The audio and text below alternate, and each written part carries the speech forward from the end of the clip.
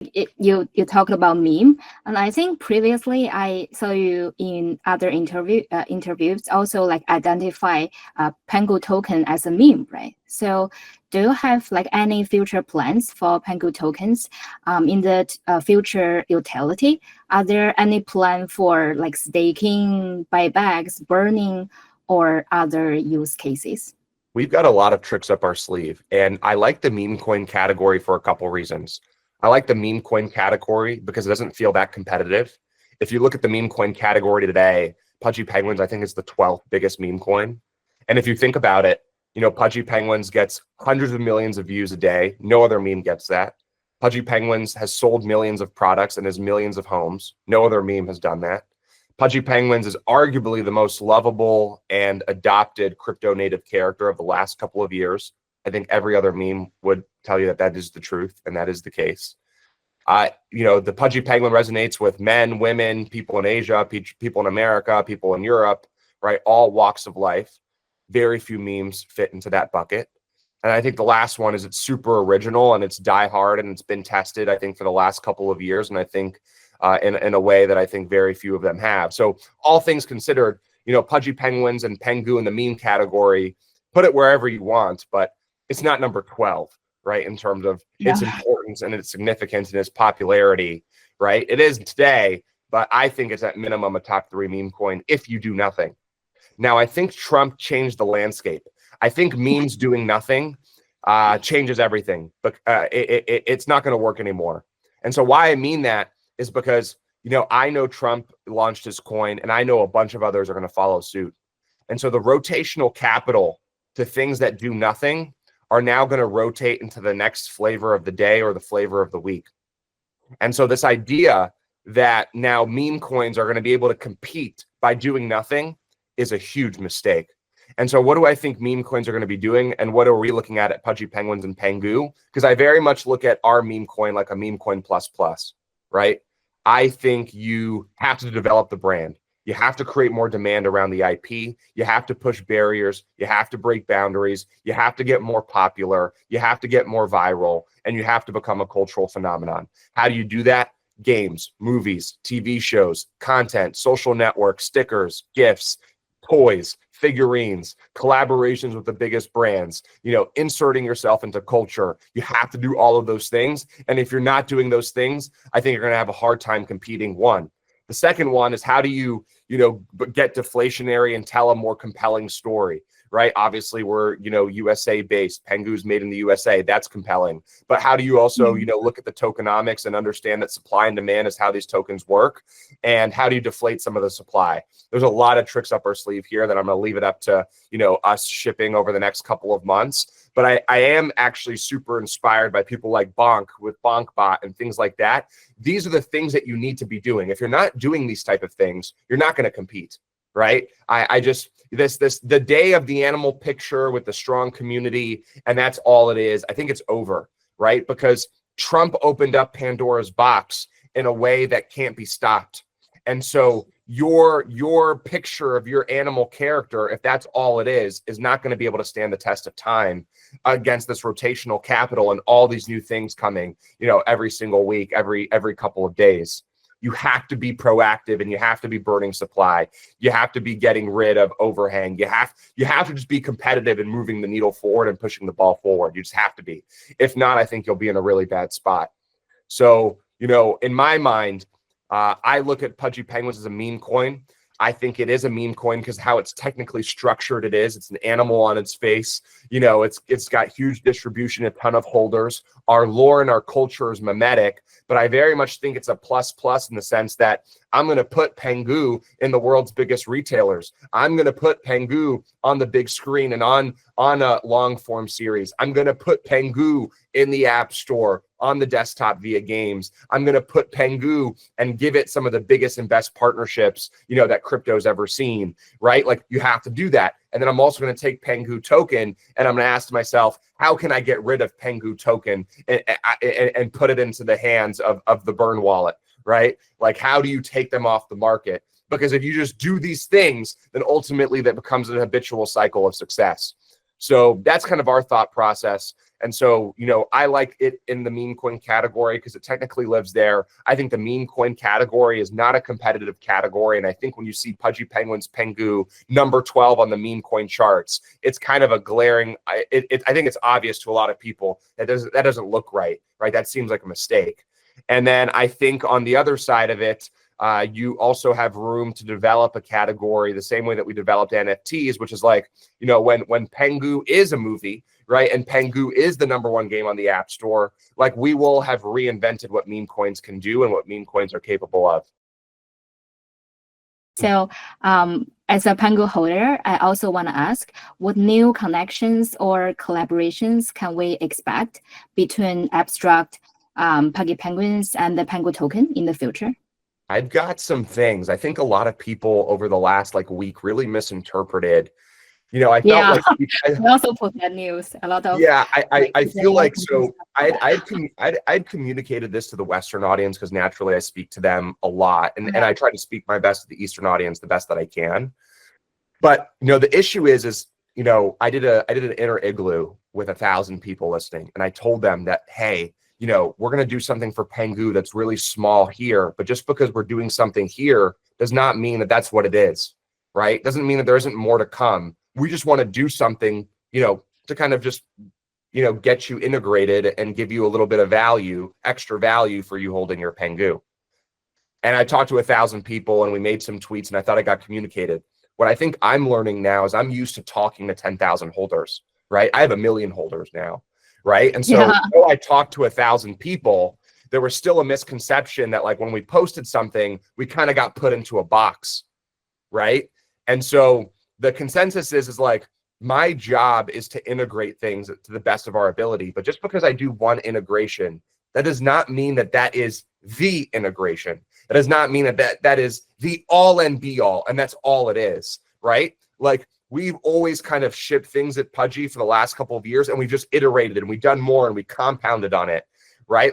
It was never any little multiplier or soft staking that we kind of implemented with Abstract and bridging it over and things like that. That wasn't the utility. That's not that's not where it starts and stops. That's just a utility. That is a perk. That is a benefit. It is not the benefit. It is not the perk. And so I'm still trying to understand.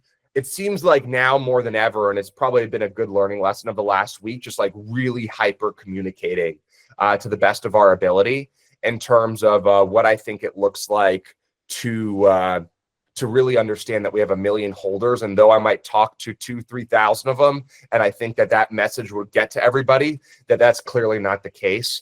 And that, it really, from official channels, we have to be super, super clear. But, even in the post, right, even in the little, multiplier post, I was like, here is the multiplier, but this is not all we're doing, right? This is just something we're doing. So I think that really needs to be communicated. And I need to do a better job doing that. And I think moving forward, we won't have that mistake again. Yeah, because as token holders, I think sometimes we only see what we want to see. So, but will Abstract launch its own token eventually?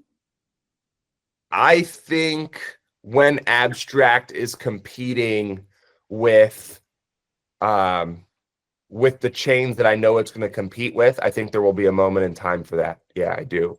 And how PENGU and that integrate, I think, is in a, we've got some pretty interesting tricks up our sleeve. I want to let everyone know. I think PENGU holders, when it's all said and done, will be super excited.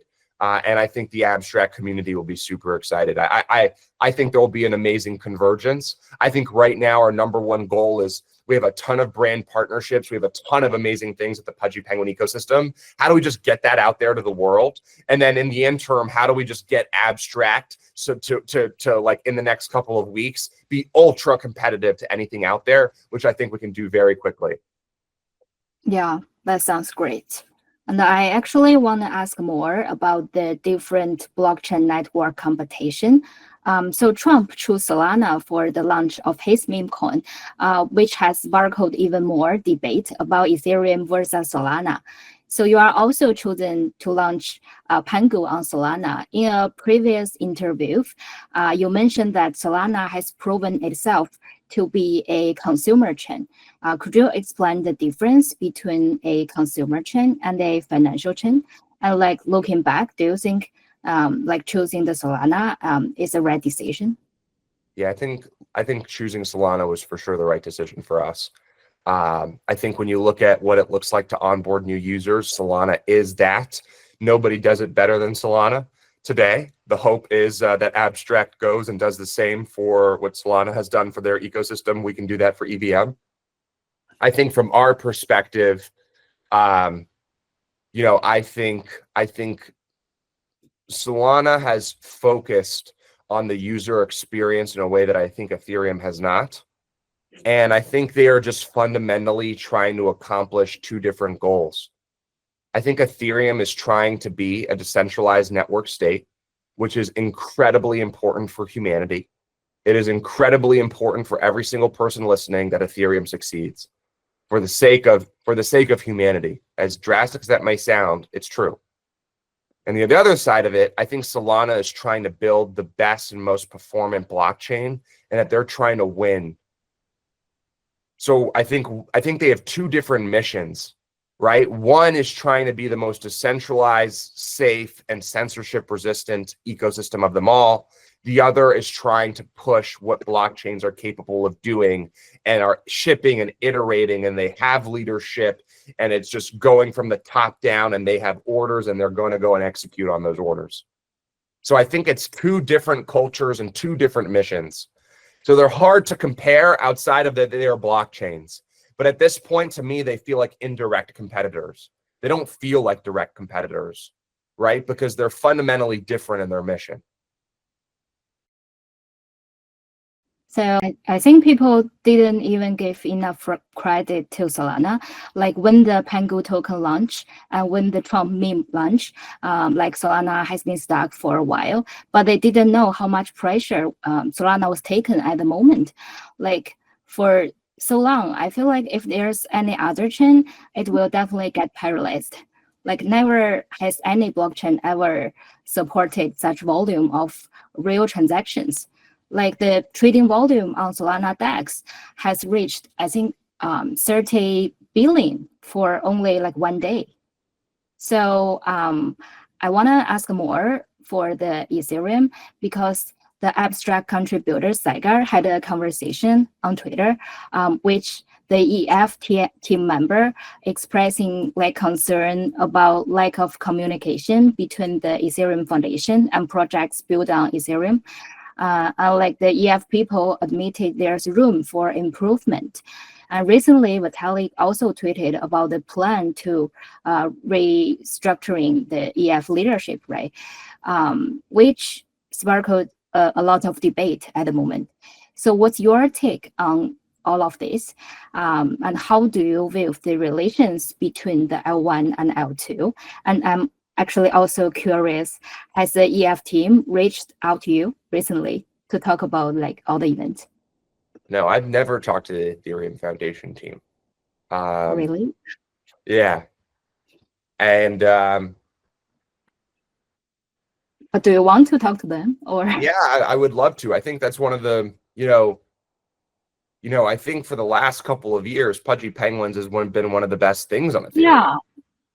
Right. But they never reached out to you or any of the core Abstract team? No. Okay. Yeah, which is, as an entrepreneur, that doesn't feel good, right? And when you go to a Solana experience, it's not like I can talk to Toli and Raj whenever and Solana if I want to. So, but I've actually complained to like some of my mentors and some people in private, and it just comes down to what I said. Like Ethereum is not built for that, right? It is built for a different mission, right? Solana's mission is built for that. Ethereum's mission has a different mission than going and nurturing builders, though that is how they became great. And I actually would hope and would disagree with that line of thought. And I do think it's important but it's Ethereum's mission above all else is being the most censorship resistant and resilient blockchain, right? And if nobody uses the chain, nobody uses the chain, as long as they accomplish that, because there will always be a place for humans to transact that will not have somebody in the middle, or that can't not be censored, right? Like their mission is not to cater to me, though I would think that they would have a ton more success from a price perspective if they did, because ultimately, you see what things like Trump did, for Solana price, right? Like that is what drives price. Don't underestimate the hype of NFTs and the surge in Ethereum price. Like, don't underestimate that. Don't underestimate the NFT top and the Ethereum price top. Like, people were piling into the Ethereum chain to trade NFTs. Today, people are not piling into the Ethereum chain because there's nothing really for the average consumer and the average Joe to do, right? That is ultimately what's happening. That is all happening on Solana, right? And the Ethereum folks up until a month ago were neglecting NFTs, when NFTs quite literally for a couple of years actually made the chain. It was up until recently that they decided to start, participating in what clearly was obviously a huge reason for their success. Which, when I'm putting things in Walmart and I can't, get any acknowledgement from some of these guys, I'm thinking to myself, like, this kind of sucks, right? Because I'm bringing value to a network who doesn't value my value. But then I talk to my mentors and I realize, like, look, there's nothing to complain about, because Ethereum is not on that pursuant mission that, is to cater to people like me, right? But it feels good. I'm not going to lie to you. Like, it feels good when you go and talk to the Solana folks and you can talk to the top dog, and I think Solana will gravitate. The top builders will go to Solana for that reason today. And until that changes, I think it's going to be a hard, and it's not even with NFTs. Like, even there was a huge, like, even you see tweets from Ethereum Foundation guys like undervaluing DeFi. Like, that's crazy, like, okay, I get the NFTs, that could be a personal preference, but DeFi, but that was before. So I think they're taking a new chapter, and I think they understand it. But they're a group of the Ethereum Foundation is a group of developers, not a group of people who build businesses. Like, that's not their function. And so you got to understand that. And I have so much respect for all of them. I mean, ultimately, at the end of the day, they pioneered all of this. So, I'm happy to play my role in contributing to the Ethereum ecosystem, whether they pay attention to me or not, or whether they acknowledge me or not. It doesn't really matter. I will continue to help push the Ethereum ecosystem forward. I'll continue to push the Solana ecosystem forward. I'll continue to push any ecosystem I'm in forward to the best of our ability.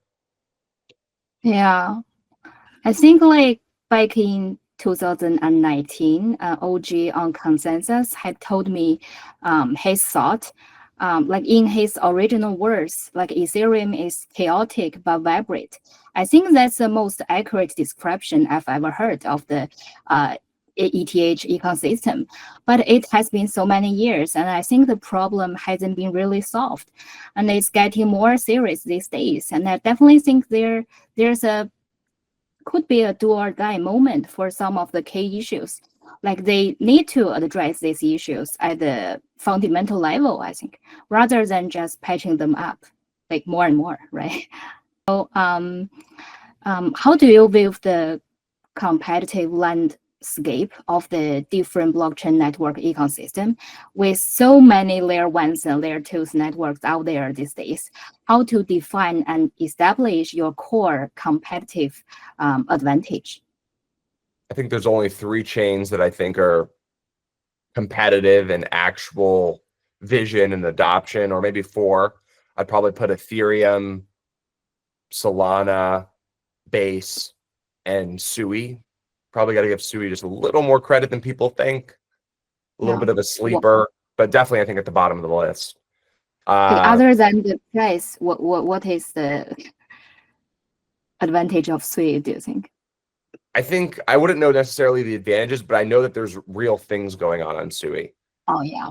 It's really hard. It's really hard for you. And then obviously you have like ZK Sync and Arbitrum, but those are nucleuses. I don't even look at them as like true chains. I have a different way that I look at those.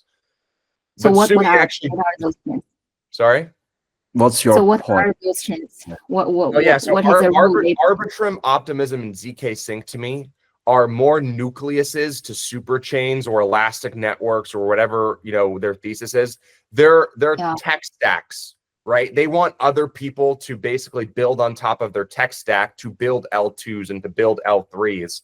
They don't want to be the central destination for all people to pile into, right? Like Arbitrum doesn't care necessarily, I think, like how much consumer adoption they're getting. They care about doing a deal with Azuki or with me, and then how much we are pushing consumer adoption, right? And then so us using like their the middle tech stack.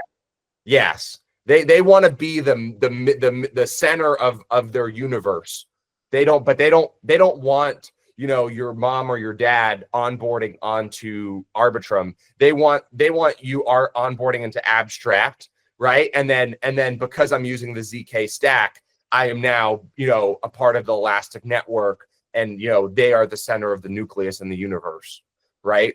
So it's a different business model than I think the others in that respect. So, you know, if you're looking at the 4-chain landscape, I think, you know, Ethereum is in its own lane doing its own mission, and then maybe Solana, Base, and Sui are competing for the same mind share, with Solana clearly being number 1, Base being number 2, and Sui having some promise, right? And then where do I think that the problem is Base is not differentiated enough from Solana to compete. The idea that it's on EVM is not a competitive enough edge. And to be frank, the EVM edge is slowly dwindling. So if Base wants to go heads up with Solana, right, there needs to be some sort of core differentiating factor. So I'm coming in with Abstract, and I want to go heads up with Base, right? And obviously I then want to go heads up with the rest of the chains. So our differentiating factor is interface and experience, right? Like it has to be a better experience, and it has to be, it just has to feel it's the interface innovation, and that's where I think we'll win. I think we'll win from experience, from interface, from brand, from community, things like that. And so yet to be seen, but I think Base can't just go and be general purpose and be like Solana, because Solana is just so much more performant. So if you're trying to do everything Solana is doing, you're going to lose the race every time. You being an extension of Ethereum is not enough. That capital is dormant, right? Like that, the edge for being the case for being on an L2 on EVM and not being an L1 is like, there's so much, you know, you're leveraging Ethereum infrastructure. And yeah, that's true. And like, obviously Ethereum is a ton of capital, but ultimately you'll never make it feel like Solana. And if you can't make it feel like Solana, you have to have something else that makes you differentiated and ultimately makes you better. And I've yet to see that. But if I'm being frank, I think the Base crew is incredible. I think these guys, especially now that we've launched a blockchain, I maybe under-indexed a little bit how hard it was. And I knew this months ago, 6 months ago, I was watching Base and I was like, these guys are amazing. They're just shipping amazing products nonstop. So take that all with a grain of salt. This is all, you know, outside constructive criticism, and I might not even be in the place to give constructive criticism just yet, but I do think I have good perspective and I have a good finger on the pulse. So nonetheless, that's my perspective and take. Yeah, I definitely believe what you said. Like launch a blockchain network is really hard. And like, what is the most challenging thing, like, out of expectation? Ecosystem management, probably so far. So I think what we really could have done better on launch day is managing the ecosystem launches better. So like we have 120 of like, I think some of the best applications deploying on EVM, and for some reason only 5 of them were ready on launch day, and we should just, you need more things to do on a chain. So, but it's easy because we have the pipeline. So now it's just like pushing everyone through. It's a lot to manage because there's a ton of questions. There's go-to-market questions. It's really just a management thing and an operational thing. And it's pretty hard. It's pretty hard when you have that many people and you want to treat them fairly. I know what I want, how I want to be treated as a builder, right? So I do my best to treat people the same way. So I also want to talk about like AI is undoubtedly the hottest topic right now. Have you considered integrating AI or exploring other emerging field? Is there any specific directions under consideration? We've got some things coming for PENGU that are AI related. We got some things for the Pudgy Penguins brand that is AI related. I think there's an AI that's deploying on Abstract. It's actually a friend of mine from Web2. She's had an AI, she's from Japan. She's had an AI that she's been doing it before everyone, the AI avatars, like years, 4 years in the making, she's been doing this. And the AI is on Louis Vuitton, it's on Balenciaga. It like does models. It's like a supermodel, this AI. And she's launching it on Abstract. She's launching the official token on Abstract. I think it's going to be the hottest token in our ecosystem by far. And so I'm really excited for her to launch that. So between whether it's PENGU, Pudgy Penguins, and Abstract, we have a ton of AI coming. Yeah, when will that happen? Is there a timeline? You're going to see soon. But I will say the name of it is Miria AI. I think it will easily be the biggest cook on Abstract, at least in the short term. I think that is I think that is probably the coin to buy because of how cool. I mean, if AI agents on Solana are going to 100 grand because they're a good chatbot on Twitter, 100 million because they're a good chatbot on Twitter, what is an AI agent that like shoots with Louis Vuitton and Balenciaga and is so developed in a way, you know, she's very much a pioneer. I mean, this crew, you know, the Odaily crew is very much pioneers in the AI space long before it was cool, long before anybody was looking into it.